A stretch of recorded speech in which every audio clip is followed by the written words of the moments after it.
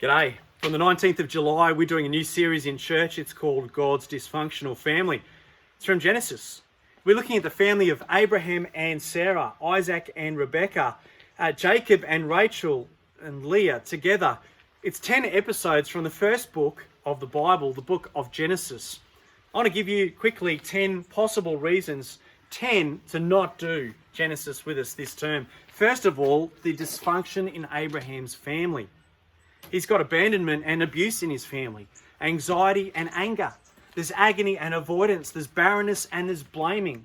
There's childhood trauma. There's defensiveness and denial. There's emotional fusion. There's fear and there's famine. There's idolatry and there's judgment. Lying and longing. Manipulation and mocking. Sibling rivalry and fakery. Polygamy and playing favourites. There's shaming. There's slavery. There's women's subjugation. There's secrecy and tension and triangulation. There's sin everywhere. There's suffering all over the place in Genesis. And all of this in God's chosen dysfunctional family. How could God possibly be at work through them? Reason number 2. My own family's got enough dysfunction. Thank you very much. As if I need that. Thirdly, it's a completely foreign culture. Fourth, it's from a totally different time, around 2,000 years BC. Fifth, we're not even going near the creation debate in Genesis 1 and 2 because we're only covering chapters 12 to 35. 6, we're not dealing with Sodom and Gomorrah. 7, we're not even covering the whole of Genesis. We're leaving out Joseph and his brothers. Reason number 8, we're only doing it over 10 weeks. Number 9, in each episode, we're not looking for the moral of the story. What's the use of that? And number 10, we always end up banging on about Jesus. Jesus Christ as the ultimate fulfillment of God's promises to this messed up family of the one man, Abraham. Let me say, on all those 10 reasons, you'd be right. Completely understandable. So let me give you 10 reasons to do Genesis with us this term. First of all, Abraham's dysfunctional family. There is abandonment, but there's also adoption. There's abuse and healing. There is anxiety and anger, but also authentic ownership. There's agony and ecstasy, avoidance, but also action. There's barrenness, but lots of births. Blaming, yes, but so much more blessing. There is childlike innocence and also grown-up faithfulness. Defensiveness, but also vulnerability. There's denial, yes, but there's also healthy disclosing. There's emotional fusion that's really unhealthy, but also deep and rich emotional connection. There's lots of fear, but so much forgiveness.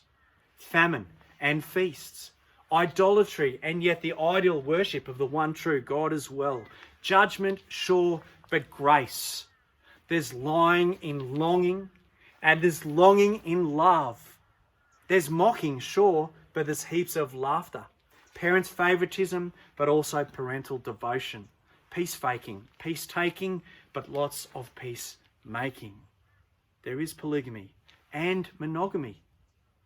There is sibling rivalry and beautiful reconciliation.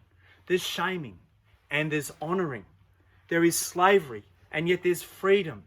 There's the subjugation of women, but also, surprisingly in their culture, women's radical elevation. There is secrecy and transparency. There is tension and relief. There's triangulation, but also really healthy, well-defined differentiation.